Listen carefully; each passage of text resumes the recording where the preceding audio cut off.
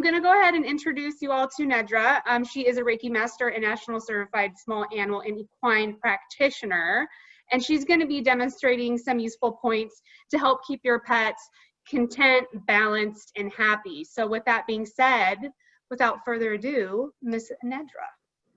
Hi, my name's Nedra. She's the introduction. I'm also certified, nationally certified in massage. I use a lot of acupressure in my practice. And it's just a really nice modality as it's very non-invasive and pretty much you can actually work on your own pups. And obviously it's not a replacement for veterinary medicine, but it's a really nice adjunct. So there's things you can do just to help out. If you have a dog that's on medications, that's great, but there's some points I can show you just to help the liver, kidney, spleen kind of balance out stuff that's not so great for them. So it's just really trying to find balance in the body. And then should we start with the slideshow? We sure can. I'm going to go ahead and share this screen real quick. And can everybody see that? Yes, thank you. I love the thumbs up. It's very helpful. So we're basically today, we're going to talk about animal acupressure. And like it's just pretty much, we're going to do a brief intro to what Chinese medicine is, how it kind of works in the body, or acupressure or acupuncture. And then we're going to go on to show you guys some points you can use and just things to look for in your pup. So you will always like, the whole point is to kind of catch things before they get deeper into the body. So like when you have a cold, you want to treat that before it turns into like pneumonia. And the cool thing is with acupressure, it runs through the meridians, which we'll talk about, and you can kind of catch stuff early before it kind of gets deep. So basically traditional Chinese medicine, it's very old, like thousands of years old. And it really was taken from animals and the laws of nature. And what was happening is that in China, they were kind of looking, they were in the fields a lot and they were watching what animals did. Like they watched kind of what plants they ate, or if there was something they like they had a burn or something, like a scratch, they would like rub up against a specific plant. So it kind of encompasses, there's movement, there's the medicinal or the herbal, and then there's the points, which kind of work in the body. And there's also like a shiatsu, which is a kind of massage that is very similar, that works with acupressure. It's also very much complete system, so it really can cover everything. And it is about 5,000 years old. So next slide. So the whole principle with Chinese medicine is that you have qi. And qi loosely translates like your vital energy. It's everything that runs through the body. And it's basically a force that animates and determines like all nature of things. And what you want is like the flow of the body. Because what happens is when your qi is flowing through all your meridians, you're good. Like that's you at balance. Sometimes things can block that qi. So anything from like stress, emotional things can definitely block those paths. And what happens is like, think if it was a river and a beaver built a little dam. So kind of everything above that it's stuck and everything below it's getting nothing. And so then you don't have balance. And when you're vulnerable, that's when like outside pathogens can get in and make you sick. With what we're going to talk about is meridian, the 12 meridians that run through the body. So we are doing acupressure based on the meridian chart. There's other points. There's 365 meridian points, but there's others that are called classical, and they're not on the meridians, but they're in the body. So again, we just really want to make sure our meridians are clear, and that way the body can kind of self-regulate and self-heal. Because by nature, the body's built to survive. So a lot of times, even if things look bad, like some people have really bad x-rays, but they're functioning perfectly, it's like the body will figure stuff out for the most part. And just allowing the body to have the best opportunity to heal and function is kind of what this is for. So within the qi, there's yin and yang. And yin and yang is basically two opposite forms of energy, but you can't let go of them, or that's basically death. So they can't separate. Your yin energy is like your feminine, it's cooling, it's the moon, it's night, it's dark. The yang is kind of that uprising, it's very male. It's like the back of the body versus the front of the body, and it's sun, it's all that heat. So it's almost like a really good example. It's like if you've, and obviously haven't, but like when you get heat stroke, you've got way too much yang. So you start to get cold and then you start to shiver even though you're that hot. When you have hypothermia, people they can like throw off their clothes because they think they're hot. So it's just an imbalance in the body. A lesser relationship or a lesser cause of this, like if for instance you were outside and you like look at your dog and his tongue's starting to get red and he's panty, you're going to take him inside and just cool him off. And that's like kind of a mini little issue, but you can kind of, say your yang is too high. So that way, if you bring him in, you give him some water, it comes back to normal. If he's outside, he gets really cold, or if you're outside and get cold, you know, you've got too much yin. So you pull that back down. Where things get a little funky is like, say you have more of a chronic condition, like arthritis or asthma is considered, it's actually diminished yang. So you don't have enough heat energy. Once you kind of have something deep or chronic in the body, you can't really fix it. So you have to kind of adjust to it. So that's why we want acute stuff up here is easier to treat unless it's too far. This stuff we definitely will always support. So arthritis, asthma, things that end up being pretty deep in the body. Then we have to kind of work with that, with the body's new normal to make it balance. Okay. Oh, Sorry. technical difficulty. So these are some of the meridians. Oh, these are the 12 meridians in the body. It's kind of, you can see the pathway. So sometimes there's going to be a point, a large intestine 4 point, which is up by the paw, but it goes through the whole body and down into the large intestines. But it's based on kind of function and then locality is how we kind of look at the points. Next slide. Next slide. Next slide. Next slide. Okay, so balanced meridians. So again, we want to maintain a free flow of qi and that is in blood and all that. So that way we stay healthy, we have our rivers flowing. And then the cool thing is a lot of times we can catch these things right on top of the body before they get deep. And that way we can kind of catch them, balance out the body before things get compromised. And so we always want to try and detect those early. And we try and acupressure, acupuncture to help resolve them, and just makes it easier to kind of get to that situation. Next slide. Gotta find my cursor. So basically, what is acupressure? It's safe, gentle, integrative therapy, and it used to relieve symptoms from many common disorders. Unlike some forms of Western medicine, this therapy does not involve use of any invasive techniques. And so basically, we don't really have side effects per se from what we're doing. We're just going to allow the body we're asking the body to do something or release something. Western medicine, again, very okay, but definitely when it puts it in, you create other issues within the body. So this, again, we can work with Western on this. Also, acupressure is very closely associated with shiatsu, as well as Taoism, and then again, the herbal supplement of that. And it's just, again, the human connection to nature. So we can kind of do that with our pets and also connect. Because also what's kind of interesting is it's very permission-based. So your pet will tell you if you're watching what they need, what they don't need. So again, it's a really nice form of communication. Because a lot of times with our pups, like we tell them when to eat, we tell them when to walk, we give them like all this stuff. This is really very permission-based. So your pup will tell you if something feels good or doesn't feel good, and then you just honor that. Like sometimes I have points that I would like to use, but my cat is like, don't even, so I'll find a different point. But it's just the fact that they hear you and they realize that you hear them is really kind of empowering to your pet, that they know they're heard. Just like with people, if you really feel you're being understood, it takes a lot of pressure off.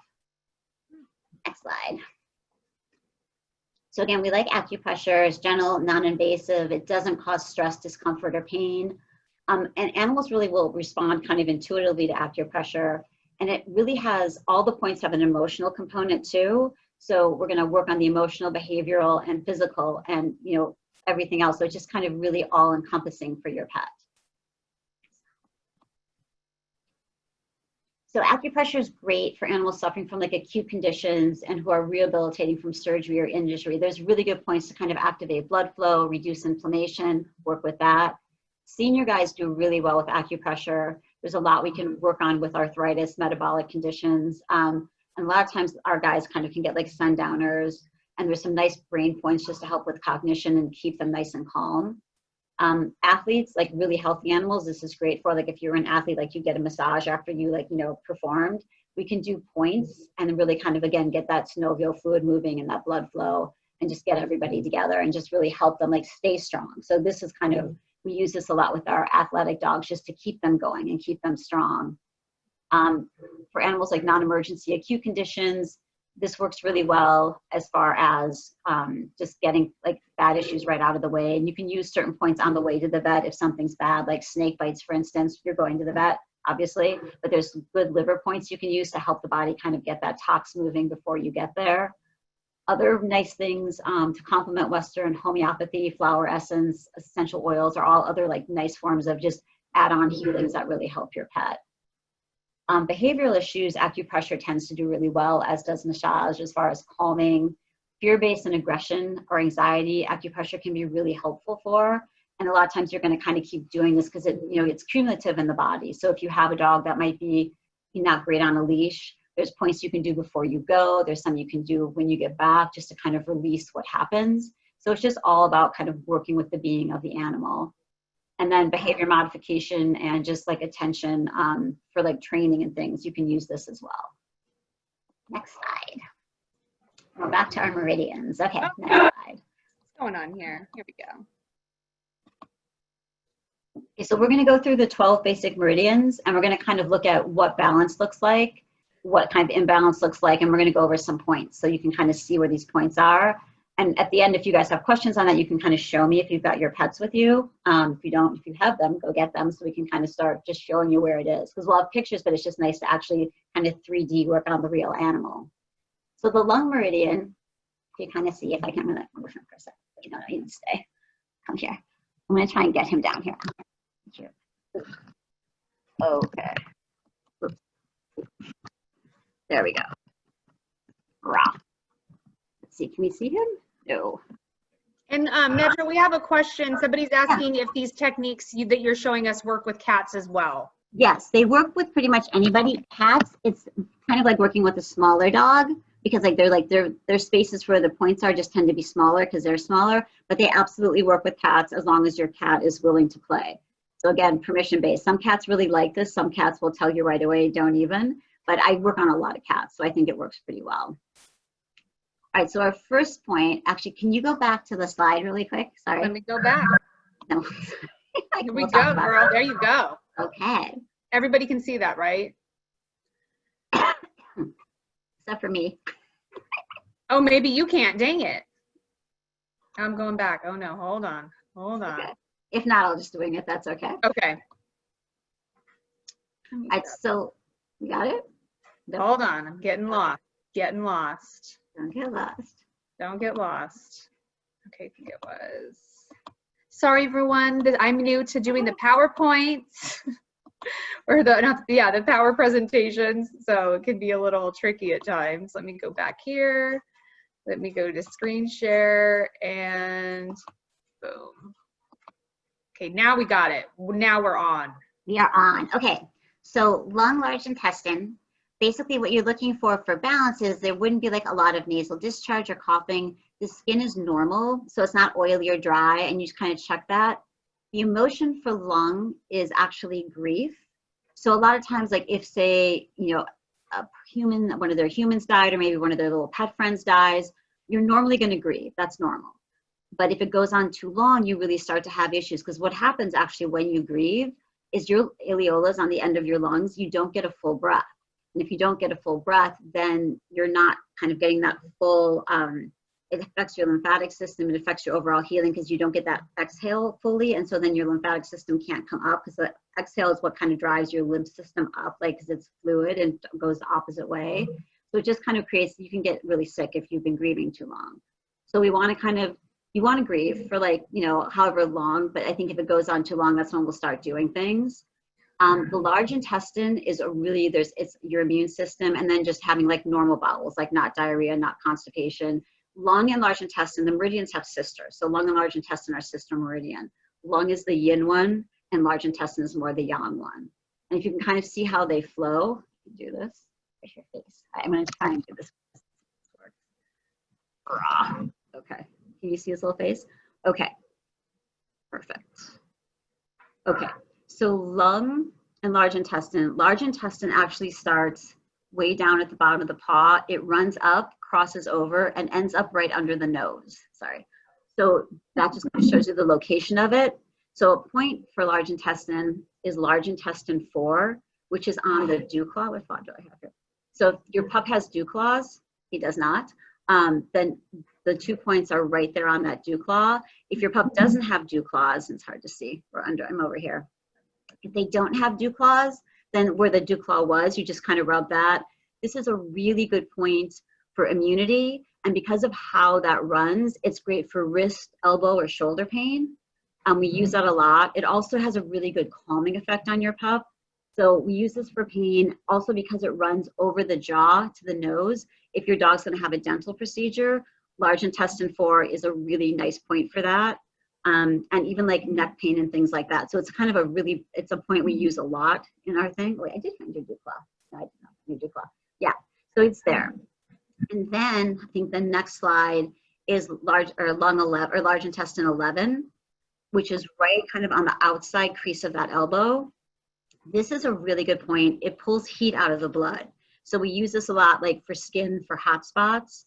And that kind of helps calm those down with other things you'll be doing.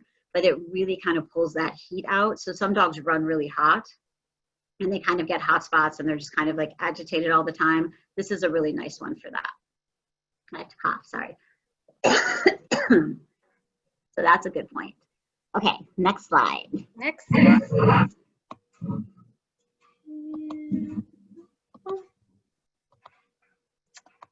Oh, get out of there. No. Good. Next so one? that point, guys, and that's large intestine 11. Okay, next slide. Good. Oh, so sorry. Stomach, spleen. We got this. So stomach is kind of your center and your earth. It's a really important point. Like a balanced tummy is like good digestion. Muscle tone is really important because stomach, spleen, and stomach is the yang organ, spleen is the yin. But a lot of times when our dogs get older, they get muscle waning. So that's because they're not really digesting well. I know. So that is a really powerful point. Stomach 36, we'll show you, is probably the most powerful point in Chinese medicine. And again, stomach opens to the mouth. So a lot of times, even like with horses, if they're cribbing, that's usually a pretty good sign there's an ulcer. With dogs that are like really barky or really mouthy, a lot of times that's like a tummy imbalance. So it's just interesting, like what you feed can have a really big effect on kind of how they act or their mental conditions. The emotion for tummy is like, if you've got step anxiety, OCD, all that is what kind of, if they're not balanced, that's what you'll get. So like if you leave your house and your dog is like eating your house or eating your shoes, a lot of times like tummy points can really kind of help that, as well as obviously nutrition. So that's usually kind of a sign they're not getting what they need. But just to create a calm demeanor with them, you want to kind of work on that point. And if your dog definitely tends to be anxious, a lot of times when you're really anxious, like your cortisol raises up, so like it gets them and that kind of gets into their head. But so we'll show you some points for that. And then, yeah, so good muscle tone bowels. All right, next slide. Okay, so this point is probably the most important point in Chinese medicine. Stomach 36, let's see if I can find him. All right, where are you? Switch back. See. Can you see your knees? There we go. Oh, perfect. Hold on. Okay, stomach 36. Can you guys see this? Kind of? A little bit. There you go. Okay. So kind of right at the end of the patella and over to the lateral side or the outside, this is stomach 36. This point is pretty amazing. It basically is good for diarrhea, constipation, or vomiting. So we use that a lot for that. And we talked about the anxiety, like step anxiety and all that stuff. This again is that point. It can be really calming. So we'll do that. The other thing they found in humans is that this point is really helpful for kind of for preventing metastasization with cancer. They've kind of used this, and especially with osteosarcoma, they've tried this point. That's just an NCBI study did that. So we use this a lot. And a lot of times too, they found that, so dogs that get spayed, large breed dogs that get spayed or neutered early, and that has to happen sometimes, they're more apt to get osteo and some other issues. So if you just like prophylactically start using stomach 36, it might be just be a good idea to help them do that. And again, it's just a really nice calming point if you have dogs with step anxiety and things like that. There's other ones, but we use this a lot. All right, next slide. Or actually, wait, next, yeah, let's go to a slide. Get in here. Okay, let's see what we're working on. Okay, so that's stomach 36. And then let's go to the next slide. Spleen? Okay, so spleen 6, perfect. So spleen 6 is about, it's called too soon above the ankle bone. And as soon as like, it's like a private measurement or a personal measurement. So like on me, if we go like from, it's a kind of measurement, so you go, say that, from your elbow to your wrist. So you half it, and half it again. So from me to my wrist, I'm about 2 fingers, and that would be my soon. So too soon on me is up here. If you have like a Chihuahua, it's probably gonna be like a pinky finger. On this guy, it's probably gonna be about the same as mine. So what we're gonna do is like find his ankle bone, his inside ankle bone. Here, get you down here. I'm gonna figure out if I can do this or not. Where's your foot? All right, we'll try this. Hold on, guys. Yes. Okay. Let's see. Hi. Okay. So funny. It's like a giant dog. All right. So on him, right here, his ankle bone's here, and this is the outside. So you're going to go to the inside. But I'm going to go up 2 fingers on him. That's his sternum, but I'm going to be under here. So spleen 6 is really good. It supports liver, kidney, and spleen. So a lot of times if you have like a dog that's like on medication like Rimadyl or something, we'll do this point a lot because it just helps kind of balance out those organ systems. Also, it's a really nice point for blood flow and also a really nice point for inflammation. So sometimes like if your dog's had an ACL surgery or something, you're not going to do it on the side of the surgery, but you will do this point on the other leg. And that way it just kind of helps stay here. It kind of helps. Oh God, what happened? Did I just do that? It just helps. Hang on one sec. Okay, there we go. It just really helps them kind of reduce inflammation and things like that. So we use that one a lot as well. It's also a really good fertility point. And then a lot of times we use it if we have dogs that are like, trying to get pregnant, we can use this point. If they're having just like little issues or if they've just been spayed, we'll use this point too, just to kind of balance out what's happened. So it's a good point to use. And again, also helps with blood flow and digestion. So we want our older dogs, so we can build up some muscle tone in our older guys. It's a good point to use. Next slide. Next slide.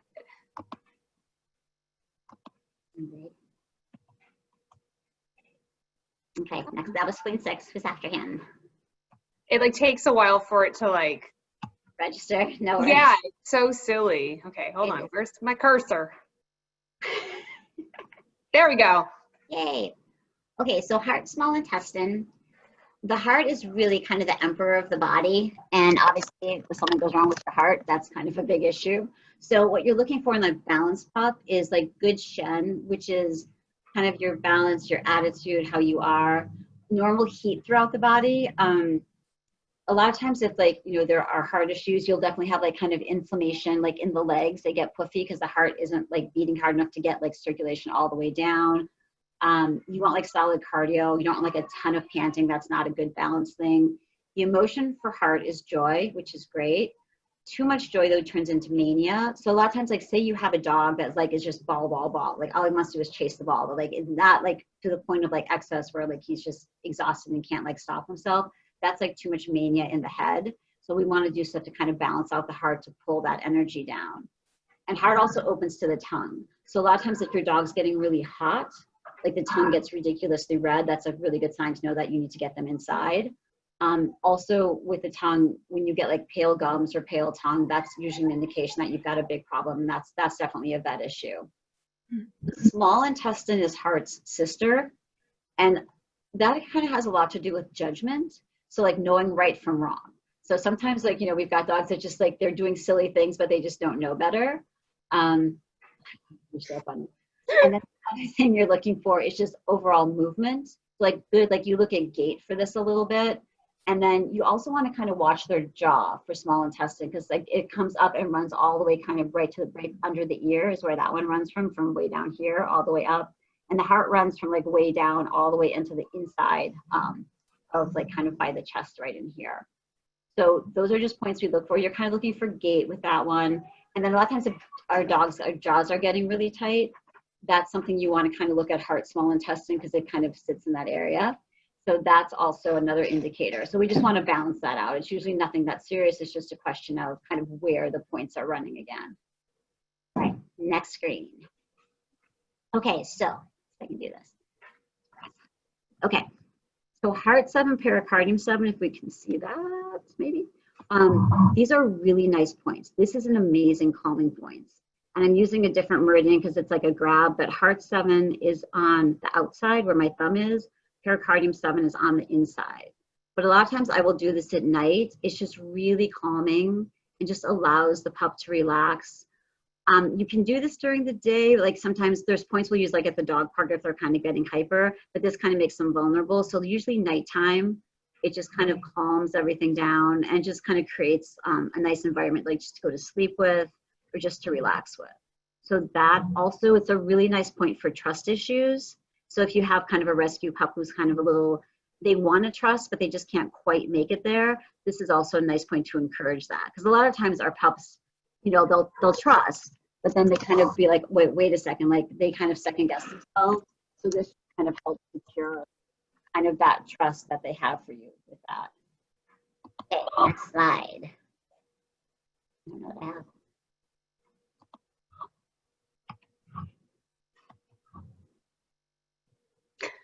They're so funny. Oh my goodness. These laugh. I know, these are funny. So small intestine 3 is on the, I'll show it to you in a second, it's on the outside of the paw. You can see where it is on that thing. It's on the 5th metacarpophalangeal joint, and it's like very lateral. This is a really nice point because again, this also runs, I'll show you in a second, like all the way up the arm and ends up under the ear. So it's really good for pain, for like wrist pain as well, elbow pain, shoulder pain. It also helps like with the cervical spine, shoulder issues. And again, it too is a calming point. Also helps if your pup is kind of small intestine and liver, help with like conjunctivitis or eye things. And again, obviously if something's going on, you're going to the vet first, but once you kind of get a good diagnosis, you can just use these to support what's going on. So let me see if I can get him. All right, where's your giant foot? So small, if you can't see, he's got really furry paws. Let's try it this way. There we go. So this is like his little pinky toe right here. And small intestine 3 is right where that pinky toe hits the paw. And I'm just going to do little circles. He's sleeping. So that just, actually he liked that one. He really relaxed. But this is a really nice one. And when you're working on your pets, what you're kind of going to want to see, like I'm doing this right now and his breathing just changed. He's like taking nice big deep breaths, so he's relaxing into it. And it's going to heat up a little bit under your fingers. And I'm really only touching him as hard as I would touch my eyelid comfortably. So this is super light because the points kind of run through the fascia and the nerve. So it just stays right on top of the body. So just kind of note that. You'll kind of know that it's working. Your pup kind of might yawn, lick chew. It might heat up under,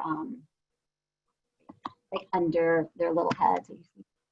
So he's really cute. But yeah, so he just got nice and relaxed with that point. So it's just something to note. And your pups and cats are going to have preferences. So just kind of see what they like and see what they don't like. And if there's a point that you have that they don't like, we can find an alternative point because there's tons of them. And that way they may like that certain part of the body being touched better. So again, their preference on that. All right, next slide.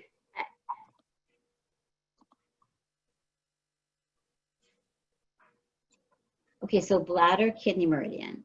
Bladder is the longest meridian in the body. Kidney is kind of your source chi or your prenatal chi. And us to be Western, it's considered like genetics. So kidney kind of oversees hair, bone, opens to the ear. So a lot of times, like as we get older, we get gray hair, we get arthritis, those things, and same with your pup. And then the ear too, because a lot of times our pups will lose their hearing, as we do too. So just kind of supporting this is really important.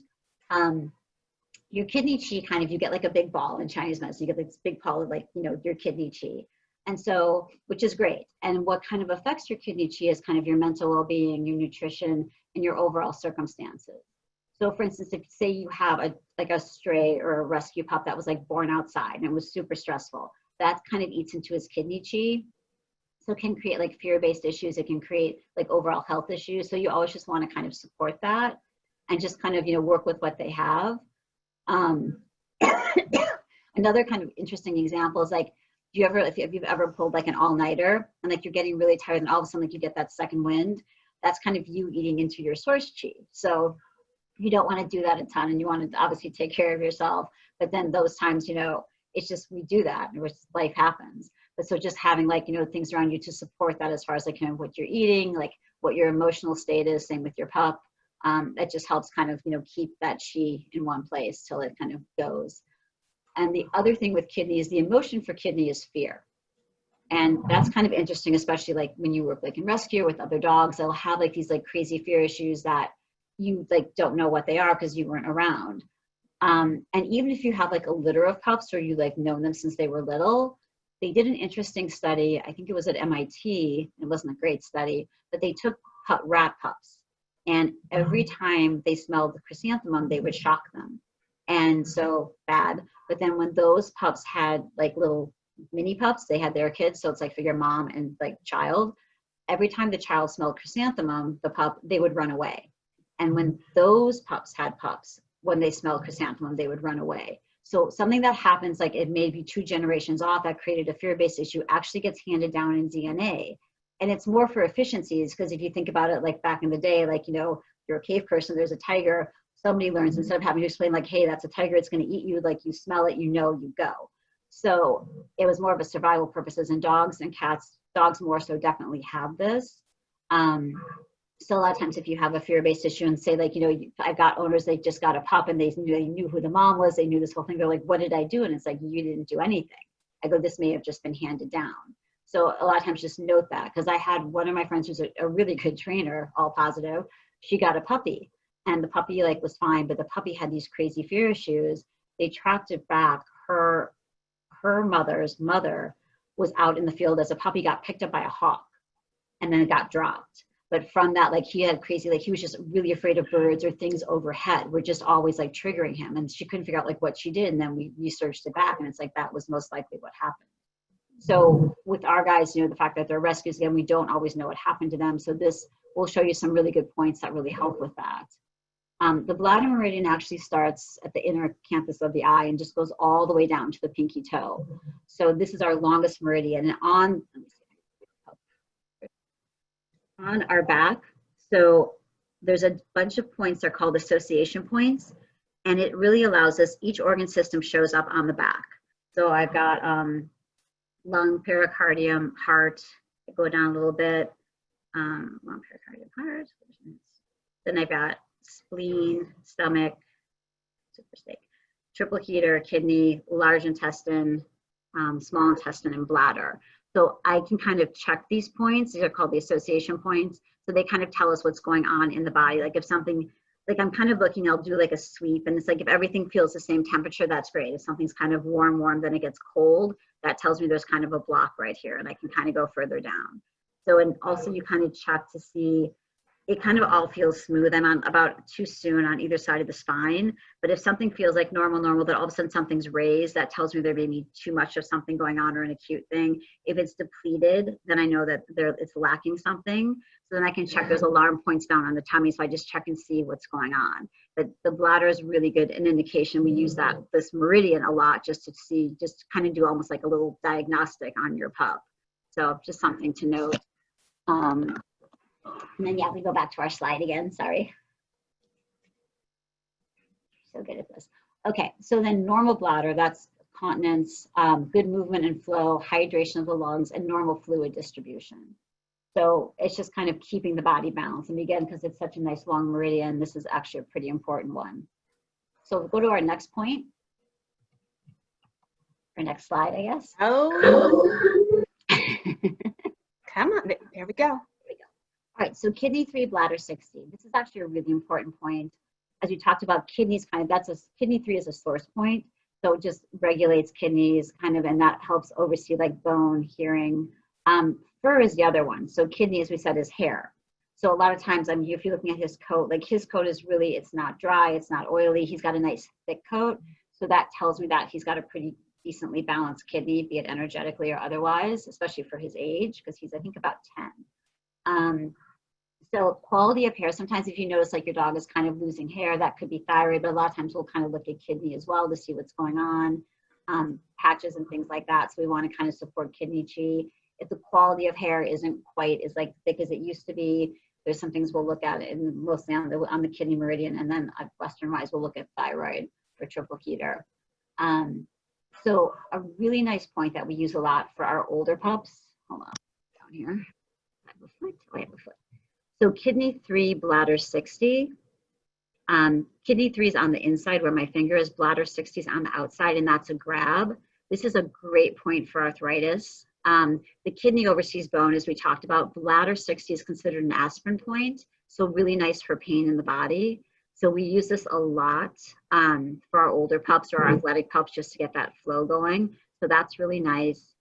Also, if we have a fear-based issue and they'll let us do this, we will definitely do a kidney 3 on that, because that just helps, again, regulate that. And then the other point we'll use, kidney 27, which isn't on the slide, is kind of right on either side, like right below, like the 3rd rib. There's like a little divot. A lot of times if you kind of, your dog's sitting there, you like go down, you can kind of feel those 2 divots on your pup. So those 2, that's kidney 27. And that just really allows your pup to release anything that no longer serves them, any experience, any issue. So a lot of times when we have a fear-based issue, we'll go to kidney 3, then we'll come to kidney 27, just because we're going to get that up, and then we just get it out of the body. So that's usually a pretty good point for our pups. All right, next point. Slide, sorry.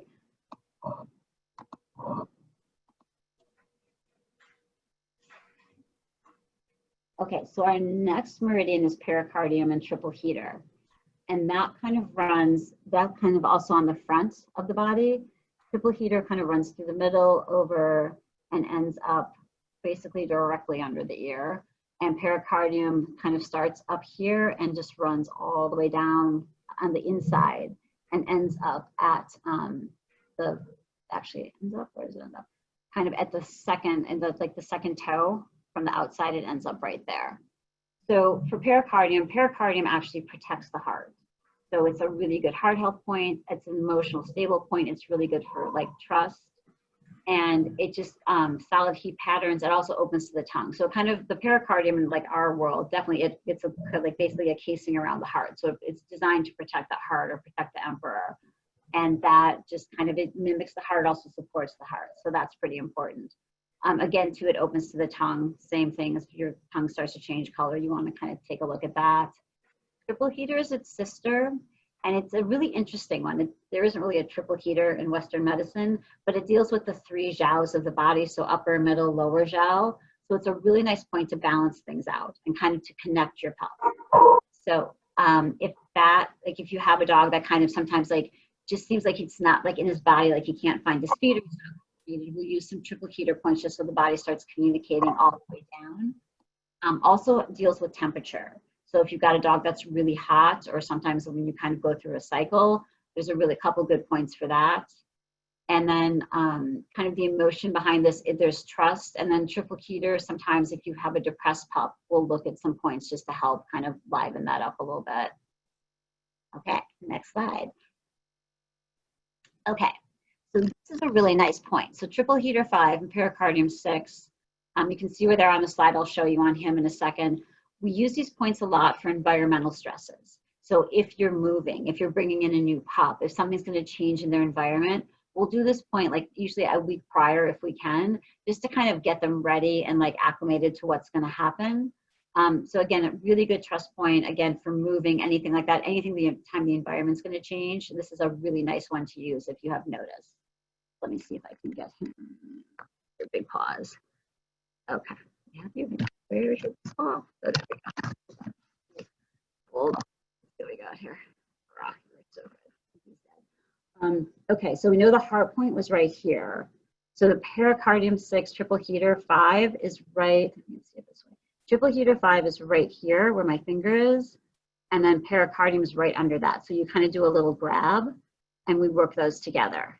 The other point, if they're getting really hot or you're getting really hot, is right in the middle of the carpus. This is triple heater 4, another really nice point. And these are also good because they run all the way up here, again, for any kind of pain or issue with shoulder or elbow or wrist. Let's see, we'll go back one. And our next little slide, I'm not sure what we have there. Oh, good. Okay, so liver gallbladder. Liver is really an interesting one because liver is really important in the body. It helps us tox out, things we don't need. It also kind of is the one that, like, if we're going to have seizures, it's called liver wind in Chinese medicine. So we want to regulate that. It opens to the eye. So even if it also kind of deals with the emotion is anger. So if you've ever had somebody like come into a room like really angry, their eyes get really red, you're just like, whoa, you can almost feel that like upsurge of like crazy energy. Sometimes like with, leash issues on dogs, they get that way. The other thing as far as like kind of opens to the eye. So a lot of times if people have really high cholesterol, they get that yellowy patch in the eye because that's liver, or any kind of, you know, eye issue. A lot of times that runs through the liver meridian. And then seizures, especially, it's that chaos. Like liver is kind of a spring organ or spring emotion. So like there's that wind, there's that craziness. So if you have a dog that's like kind of super crazy or has seizures, a lot of that is a kind of a liver issue, be it energetic or physical. And then two, it works like it's the hardest working organ in the body. The liver also kind of dictates to the other organs how things flow. So it's like the general, it directs body function. So it's actually a really important organ system as far as like kind of liver, heart work really well together. As far as like a balanced liver, you want to kind of look at their nails and their paw pads. Their nails, if you can see it on him, let me see. Like his nails are really smooth. He doesn't have striations or weird lines, and they're clean. So that just tells me he's got, like, we'll look at that as like a clue for liver health. His paw pads also don't have a lot of lines. They're very smooth, and they kind of feel like almost like a tire should feel. So that's like if your paw pads get super dry or they're really kind of oily, that's usually can be a liver imbalance. So just something to look for. Obviously seizures, chaotic behavior, that's usually a liver imbalance. Liver also oversees tendon and ligament. So a lot of times if your dog's like kind of tight or just not moving really well, it doesn't have good flow, we'll look at liver for that as well. So it's just something, again, to kind of keep in mind. Gallbladder, so liver is the yin organ. Gallbladder is the yang organ. So gallbladder, a lot of times if you have a dog that does agility and it's like they're like jump, squirrel, like they can't pay attention to stuff, that definitely is a gallbladder issue as far as like judgment and just like lack of kind of focus. Dogs that have balanced gallbladder tend to have like good initiative, like they're kind of easier to train, they just kind of get it. They have good flow of stride. So again, we're always looking at gait for liver. We want like a nice smooth stride of gait. Obviously there's injury, you're not going to have that, but in normal pups, sometimes they just stop a little shorter, they're tight. We'll kind of do points to kind of get that to loosen up a little bit, and obviously some massage as well. So that's that organ. Next little slide. Nope. Okay, she's muted. Okay, so liver 3 is a really nice point to help with just toxing out the body. So if we have like a pup that's on any kind of medication, we're always going to use liver 3 because it just helps liver kind of clear out what it doesn't need. If you have a pup that again has that heat rising or that kind of, we'll call it like leash aggression, we use liver 3. So instead of them going from 0 to 100, we can kind of get them to 0 to 50. So it just kind of creates a calm. And then liver 2 is really nice. That's the one that kind of opens to the eye. It also really dispels wind. It calms a lot. Like if you have a dog that's like super hot and panty, that's hard stuff. But again, definitely liver can create more of that. It's right, raising that heat, and the heart will pull it down. And also kind of helps with nausea. Like the right side under the body is where the liver kind of lives. So there's some points we'll do under there. If you have a pup that's pretty nauseous, again, we're going to the vet first, but this just sometimes if the liver is imbalanced, you can get a lot of that nausea. Like if they're throwing up like yellow, that's bile, that's usually liver. So those are the things we do for that. And let me just see here. I'm gonna try this again. Hell, I think you're muted. You're muted. Unmute you. She's muted on purpose. I am muted on purpose. I have a very loud mouth over here, barking away. Okay, you're so funny. All right, so liver 3, this is the back paw. See, big back paw. Bring this down a little bit. So this one is like, so you're going to go to the inside, like think about your big toe. It's hard to see, but it's right where the big toe would meet the paw. So kind of in that little V. So that's just a really nice point to use, and that balances out the liver, kind of keeps that crazy energy from going to 100. I'm trying to see if I can get this. Let me see this. I don't know if I'm doing a good job, but yeah, so it's right there. So the inside one are kind of the medial. So again, think your big toe, the closest one to the body, just right on top. And liver 2 and liver 3 are really close together. So I just kind of do like a little rub, just up a little bit, and that kind of covers the liver points. Right? Good job. And let's see, next slide.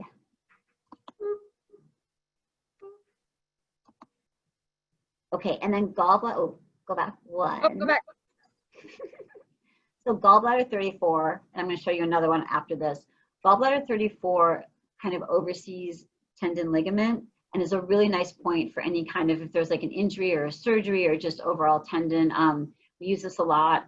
And it's right between the tibia and the fibia, and the outside of that, like right between those two bones. there's a little depression, and it's basically an influential point for tendon ligaments. Obviously sister meridian for the liver. And this helps a lot of times if we have pups with luxating patellas, especially the little ones. I really like hydrotherapy because that'll tighten that up. But then this point we use a lot too, just to kind of get everybody nice and tight to hold that bone in place, because muscle will move bone. So if you can tighten up muscle, tighten up tendon a little bit, it can kind of secure that knee. I mean, sometimes you have to have surgery, but on bigger dogs, that surgery is really hard. So a lot of times we can kind of use therapy instead of the surgery. That's always the first kind. If you can do that as the first step, if it doesn't work, you can always do surgery. So let's see here. Gallbladder 34. Sure, looks like. Okay, so the knee is right here on him. So I'm just going to come over, and I can just like a little. I can almost feel it right in between the two bones where my thumb is. That's gallbladder 34. So we like that one. Let me just stay there, Cal. So gallbladder 20 is another really nice point to kind of get heat out of the body. So it's either side of the occipital, either at the skull, and I'm kind of on either side of the spine. This point is a really nice one because it just pulls energy down really fast. It also cools the body. So a lot of times, like if it's really hot out, obviously you're gonna get your dog out of the heat, but this is just a nice one to kind of pull that energy down. If they're kind of hyper, there's also kind of, this, we'll use this like if, like say we're at a dog park or out in public. This is an easy point to get to if you have a larger dog. A little one you can still, but it's not like an invasive point. It doesn't make them feel vulnerable because you're just right there. So I use this a lot just to kind of, if I see them kind of, you know, sometimes you see their little hairs stand up on the back, like right before you see that or right when you see that, if you kind of get to this point, it usually just kind of calms all that down. So I like this one a lot, right? Okay. Okay, right. Next slide. You did so good. Okay, so basically kind of what does an acupressure session looks like. We kind of do what's called the 4 exams. We went through some of that. So we're going to do like a visual observation just to like see what they look like. I'm going to look at their coat. I'm going to look at their stride. I'm going to look at their nails, all that. And then I'm going to like listen and smell, which sounds weird. But some dogs, if you like smell your dog and it smells like he's burning or it just smells like kind of acrid like that, that usually means we have too much heat in the body because it's kind of toxing it out right there. Sometimes if they smell like kind of like yeasty, like if they smell like Fritos, like a lot of times if you smell your dog's feet, which is weird, but they smell like Frito feet, that usually means there's too much yeast in the body or they're producing extra. So like there's kind of food things you can switch with that and there's points we can use. And then we're just gonna kind of, I'll listen to breath sounds just to see what I'm hearing. I might listen to their tummy, see if it's gurgling, not gurgling. With horses, we listen to the tummy a lot because if they're not moving, like gurgling, that's not a good sign. Dogs, you don't want a huge amount of gurgle. Then we'll get like a history, like, you know, what happened to your pet? Where did they come from? Where do they live? What does their day look like? What's their routine? Kind of what's going on in the overall household. Because a lot of times dogs are really empathic. And on top of being empathic, they have something that we don't have called the Jacobson organ, which is right under the roof of their mouth. And that was kind of, they've had it the whole time. Dogs have it, horses have it, cats have it, snakes actually have it. And it allows them to smell pheromones. But how it works with us now, since they've kind of, you know, adapted into our life and lifestyle, all of our emotions literally have a smell. So anger smells different than sadness, smells different than happiness. So your dog knows what's going on with you. So I think ideally you kind of don't want to BS your dog because they know. If you come home all happy and you're really sad, your dog's like, wait, this is super weird. But she's not acting like she like smells or feels. So I always just say, like, just tell your dog how you're doing. Even if you're having a bad day, just be like, hey, I'm having a bad day. You know, and then your dog's like, okay, I get that. And then he'll like, you know, the dogs are always like kind of, you know, they try and comfort you. But even if you've noticed, if you like work in therapy or just some dogs, like they will go to kind of the person that's most upset in the room to try and fix that. Because like in, you know, kind of dog world, you need the pack to be strong and whole. So they're going to try and like fix their weakest link, which is part of it. And also they really like, they care about you. So they want to make sure you're okay. So they're very sweet that way. But that's just something to think about as far as like, you know, how they smell and what's going on in the household. So if there's stressy stuff going on in the household, that's all good. But just sometimes your dog will pick up on that and then, you know, start acting accordingly. So a lot of times behavioral problems, like it's how your dog's responding to something. And it's not a fault thing. It's just something to be aware of. So you want that awareness so you're not like, what is going on? It's just like everything around them affects them, just like it would affect us. We'll look at medical history, anything quirky about the pup. Then we'll do like a physical examination, coat, skin, eyes, nose, ears. We'll look at their little teeth. We'll smell that too. Gums, reaction to touch, overall body heat patterns. once we've kind of looked at all this, then we'll start a session. And a lot of times, depending on the dog, you know, sessions can run from like 10 minutes. They usually don't, they run longer, but usually on average 30 minutes to like an hour. And I don't restrain dogs. And so what happens is sometimes, like, he's an older guy, he'll sit here for hours because he just loves the energy. If you have like a dog that kind of runs hotter, like, you know, border collie or somebody that's more active and younger, we'll do some points and they may need to take a break and just kind of figure out like what's going on, and kind of, because it's an energy, it flows through. Sometimes it feels weird. We just give them a break, then usually they come back up their own accord. And if they don't, we just kind of let it go. But for the most part, that's just kind of, again, very permission based. So that's how we work with them. And then, yeah, and every day is different. And the thing is, even if, like, you know, there's points, like I give my, you know, clients points to use on their pup, and they'll sometimes like, well, he really didn't like that point today. And so he may be balanced, or he may not need that point. So it's just, again, and if your pup doesn't like something, you usually know, because like they'll pull away or they'll move or they'll look at you. But just honor that. There's no wrong or right on that. They're just telling you like, hey, like, I'm not in the mood for this today. And so we'll kind of find a different point, or see, you know, a point he didn't like in the past, he may now like, and, you know, today he might really like that point, because again, it's just, we're trying to balance out the body. Next slide.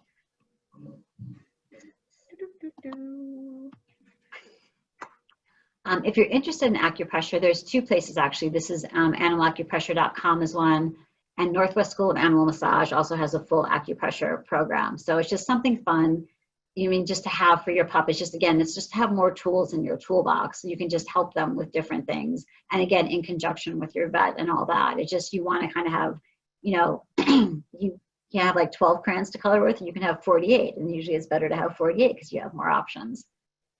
Next slide. So rule number one, acupressure is a powerful healing system on its own. It's also a wonderful complement to therapies that may be helping animals recover, but it is not a substitute for veterinary medicine. So I always tell my clients, because I've had people call me like, hey, my dog's having trouble breathing. It's like, you're not calling me, you're going to the vet. It's like, if you were having a heart attack, you're not calling your massage therapist. So it's, you just want to be sure, like, vet is always going to be kind of your number one. I prefer integrative vets, again, because of my color crayon example, they just have more tools. But if something's really off, like our rule is like, if there's any kind of limping, anything with their eyes, any issue with breathing, and even any change like in behavior, because a lot of times that's pain, that's a pain issue. If they have a behavior issue, like they're acting out or they're kind of growly, they're kind of protecting themselves. So it could be pain. So it just, you know, vets have good tools. They can pull blood, they can x-ray, they can do all those things.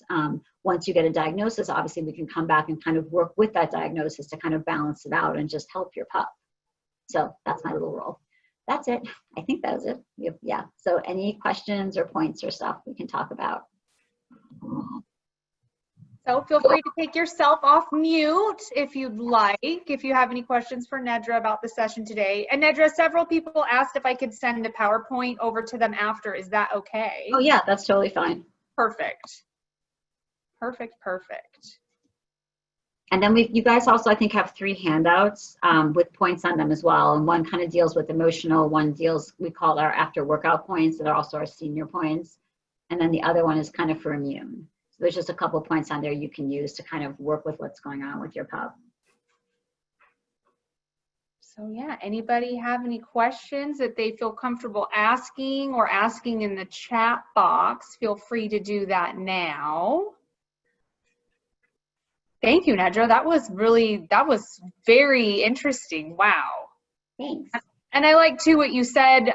There was, when you were talking about your friend that had, that was the trainer that had the dog that had the trauma, and it was trauma that was based from, you know, 2 generations back.